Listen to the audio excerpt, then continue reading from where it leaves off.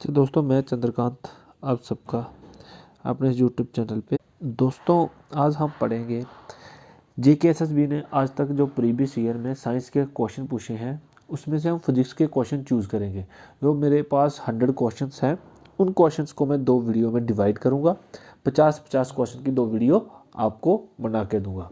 तो दोस्तों उन्हीं 50 क्वेश्चंस की आज पहली वीडियो मैं आपके पास लेके आया हूँ। ठीक है, तो इसमें हम पढ़ेंगे किसके क्वेश्चन, फिजिक्स के। ठीक है, पहला क्वेश्चन क्या है, blades of a windmill possess dash hence they are turn by fast wind. कि बोलता है कि जो विंड मिल होती है उसके पास कौन सी ऐसी चीज़ होती है जिसके बाद वो फास्ट, जब विंड आती है, हवा आती है तेज़, तो वो मूव करना शुरू करता है। दोस्तों जब रेस्ट में हमारे पास विंड मिल होती है तो उसके पास होती है पोटेंशियल एनर्जी। क्या होती है उसके पास? Potential energy. नेक्स्ट क्वेश्चन देखते हैं। नेक्स्ट क्वेश्चन पूछा गया है, a dark skin man experience dash as compare to fair. मतलब एक काला आदमी एज कंपेयर टू एक गोरे आदमी के, उसे कम गर्मी लगती है और कम सर्दी लगती है। ऐसा इसलिए होता है क्योंकि दोस्तों जो थोड़े हमारे डार्क कलर स्किन के इंसान होते हैं उनके अंदर एक मेलानिन नाम की प्रोटीन होती है। ठीक है, उस प्रोटीन की वजह से उन्हें गर्मी भी कम लगती है और उन्हें ठंड भी कम लगती है। ठीक है, चलिए तीसरा क्वेश्चन देखते हैं। तीसरा क्वेश्चन है, what device is use to break complete an electric circle.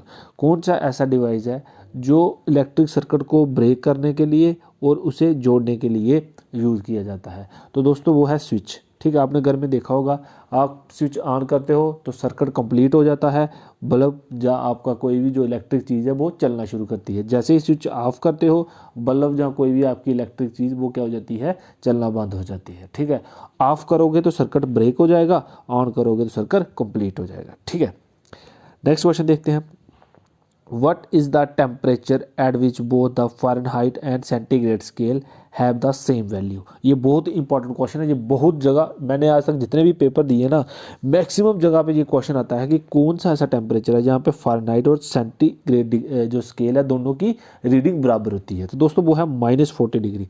-40 degree पे फ़ारेनहाइट की भी सेम वैल्यू होती है जितनी डिग्री सेल्सियस की होती है। ठीक, फिफ्थ क्वेश्चन देखते हैं वो दोस्तों। फिफ्थ क्वेश्चन है, acceleration act always in the direction of. Acceleration होती है मूवमेंट किसी भी चीज़ की, rate of change of velocity. देखो जिस साइड आप फोर्स लगाओगे ना उसी साइड एक्सेलरेशन होगी। ठीक है, अगर आप किसी चीज़ को धक्का मारते हो तो जिस साइड आप धक्का मारोगे तो चीज़ भी उसी साइड क्या करेगी? मूव करेगी। तो मतलब जहाँ एक्सेलरेशन होगी वहीं पे क्या होगी? फोर्स की डायरेक्शन होगी। ठीक, आगे आ गया दोस्तों, the principle used in working of atom bomb. Atom bomb जो है उसे बनाने में या उसे उसके अंदर जो प्रिंसिपल है जो वर्क करता है वो कौन सा प्रिंसिपल पे बेस है? वो दोस्तों वो बेस है न्यूक्लियर फ्यूज़न। न्यूक्लियर फ्यूज़न में आपको बता दूं कि क्या होता है, एक हैवी न्यूक्लियस होता है किसी एटम का, वो ब्रेक होता है छोटे न्यूक्लियस में।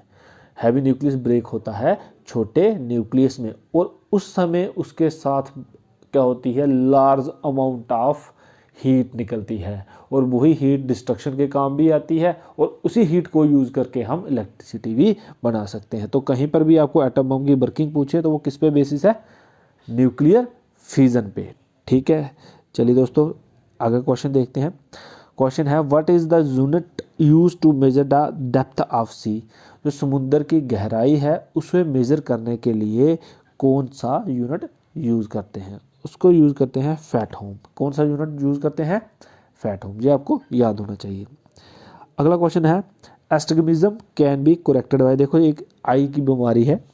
ठीक है, इसमें क्या होता है, हमारा जो आई का लेंस होता है या कॉर्निया होता है जो पूरी तरह गोल नहीं होता।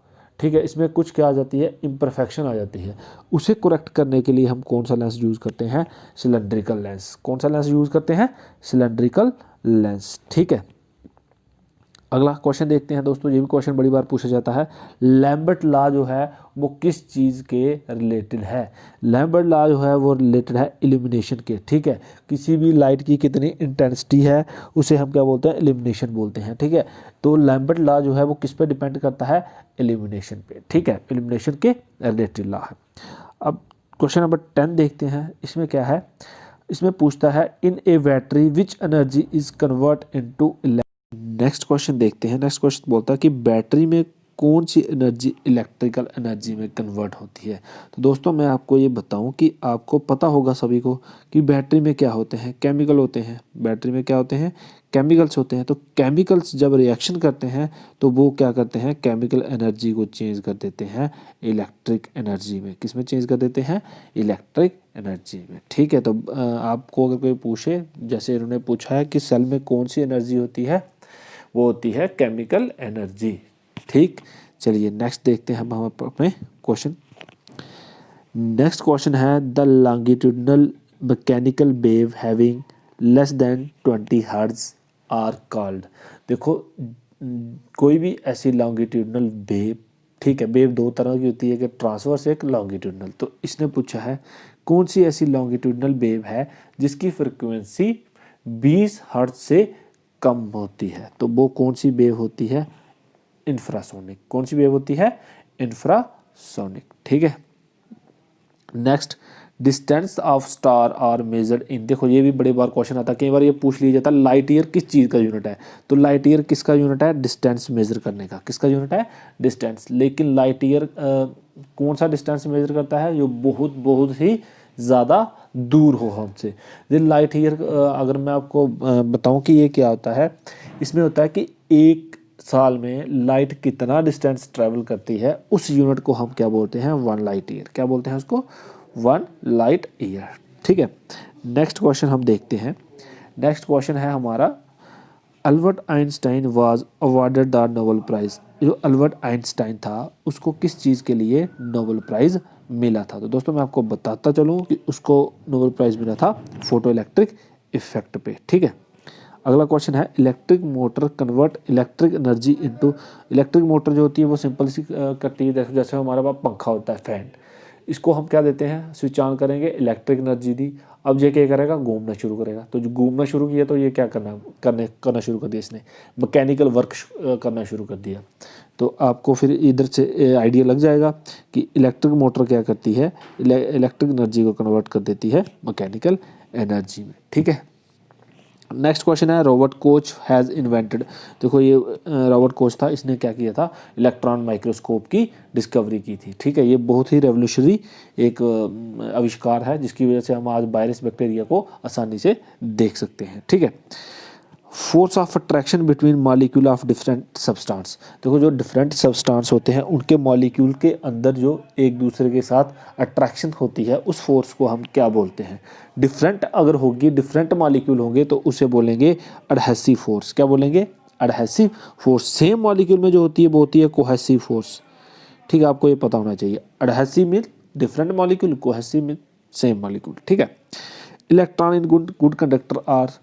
देखो जो इलेक्ट्रॉन होंगे वो गुड कंडक्टर में जो भी होगा उसमें लूजली बॉन्ड होंगे, तभी वो एक जगह से दूसरी जगह आसानी से जा सकते हैं। ठीक है, 1 बैरल ऑफ ऑयल, एक जो ऑयल की बैरल है उसमें कितने लीटर होते हैं, कम से कम उसमें होते हैं 159 लीटर। ठीक है, कितने होते हैं, 159 लीटर। अगला क्वेश्चन है if a bar magnet is cut into length wise into 3 part will the total number of pole B.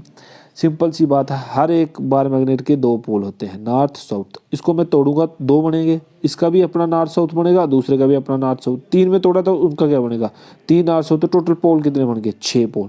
कितने पोल बन गए, 6। अब बोलता है if the body is hollow then centre of gravity lies. कहता कि अगर कोई भी बॉडी है वो अंदर से खोखली है तो उसका सेंटर ऑफ ग्रेविटी हमेशा क्या होता है, उस मटेरियल के बाहर होगा, उस मटेरियल के क्या होगा, बाहर होगा। ठीक है, नेक्स्ट क्वेश्चन देखते हैं हम।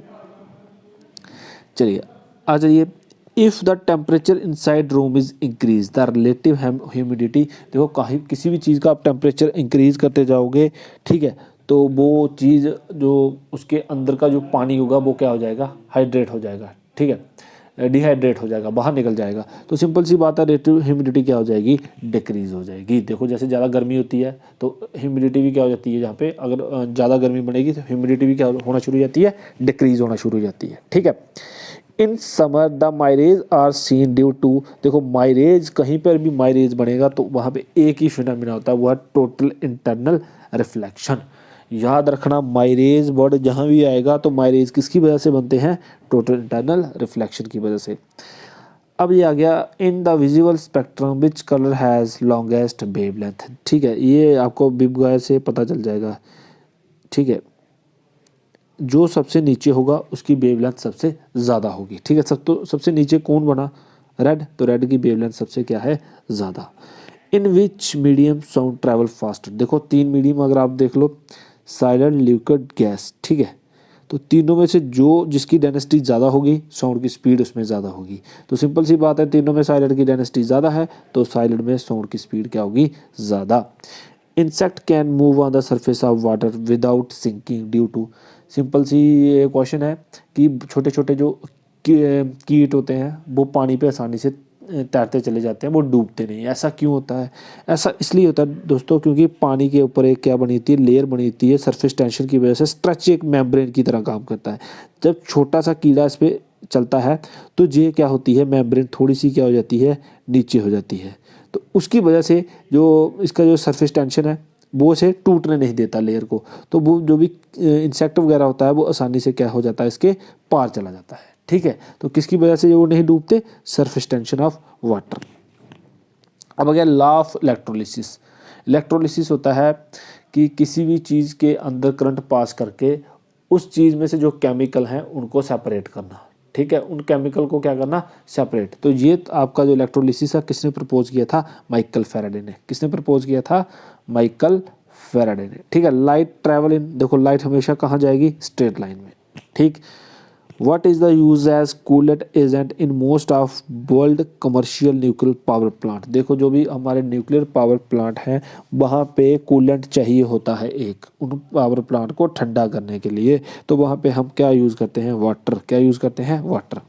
नेचर ऑफ साउंड वेव, देखो मैंने अभी बताया कि वेव्स कितनी तरह की होती है, 2 तरह की, ट्रांसवर्स और लॉन्गिट्यूडनल। ठीक है, तो साउंड हमारी लॉन्गिट्यूडनल वेव में आती है, लाइट हमारी ट्रांसवर्स वेव में आती है। 1 फर्मी इज इक्वल टू, आपका फर्मी एक यूनिट है। ठीक है, स्मॉल यूनिट है डिस्टेंस मेजर करने का। ठीक है, तो 1 फर्मी इक्वल टू 10⁻⁻15 मीटर। ठीक है, चलिए नेक्स्ट क्वेश्चन देखते हैं। चलिए इसमें आ गया how many basic SI unit are there. देखो जो एसआई यूनिट हमारे पास है हमारे सिस्टम में वो कितने हैं, 7 है। What is the principle of on which transformer work. Transformer जो होता है वो कौन से प्रिंसिपल पर वर्क करता है दोस्तों, वो वर्क करता है म्यूचुअल इंडक्शन पे। एक प्राइमरी कॉइल होती है, एक सेकेंडरी। प्राइमरी कॉइल में करंट देते हैं तो म्यूचुअल इंडक्शन की वजह से सेकेंडरी कॉइल में भी क्या आ जाता है, करंट, और उसको हम यूज़ कर सकते हैं कहीं पर भी। ठीक है, ये भी क्वेश्चन बड़ी बार आता है दोस्तों कि अर्थ और सन के बीच का जो डिस्टेंस है वो कितना है, इसको हम बोलते हैं 1 एस्ट्रोनॉमिकल यूनिट। क्या बोलते हैं, 1 AU। 1 AU का मतलब एस्ट्रोनॉमिकल यूनिट। अगला क्वेश्चन है दोस्तों, potential energy of your body is minimum when you. देखो पोटेंशियल एनर्जी की बात करें तो वो किसके बराबर होती है, mgh। ठीक है, m होता मास, g होती है ग्रेविटी, h है हाइट। देखो हाइट अगर ग्राउंड पे है तो हाइट 0, तो पोटेंशियल एनर्जी मिनिमम कहाँ पे होगी, ग्राउंड पे। कहाँ पे होगी, ग्राउंड पे। ठीक है, what is the freezing point of pure water. देखो आप इंग्लिश में तो क्या ना सेल्सियस में तो बड़ी आसानी से बता दोगे 0 डिग्री सेल्सियस, लेकिन यहाँ पर उन्होंने कई बार फ़ारेनहाइट में पूछा होता है। तो फ़ारेनहाइट कितना है, 32 फ़ारेनहाइट। कितना है, 32 फ़ारेनहाइट। अगला क्वेश्चन देते हैं, what is the unit of measurement of angle. Angle को मेजर करने के लिए कौन सा यूनिट यूज़ होता है, तो कौन सा यूनिट यूज़ होता है, रेडियन। ठीक है, radio wave of constant amplitude can be generated with oscillator. ठीक है, एक ऑसिलेटर को क्या काम होता है, ऑसिलेशन को जनरेट करना, वेव्स को जनरेट करना। ठीक है, हुकीस लॉ, हुकीस लॉ किस पे रिलेटेड है, इलेक्ट्रिसिटी इलास्टिसिटी पे। ये बोलता है stress is directly proportional to strain. जितना आप स्ट्रेस डालोगे किसी चीज़ पे उतना ही उसमें क्या होगी, स्ट्रेन प्रोड्यूस होगी। ये भी मोस्ट इंपॉर्टेंट क्वेश्चन आगे। Sudden fall in barometer, barometer का अगर बैरोमीटर में जो मरकरी वगैरह होती है अगर वो नीचे आ जाए तो इसका क्या मतलब है, इसका सिंपल मतलब है कि वहाँ पे क्या होने वाला है, तूफान आने वाला है, उस जगह पे तूफान आने वाला है।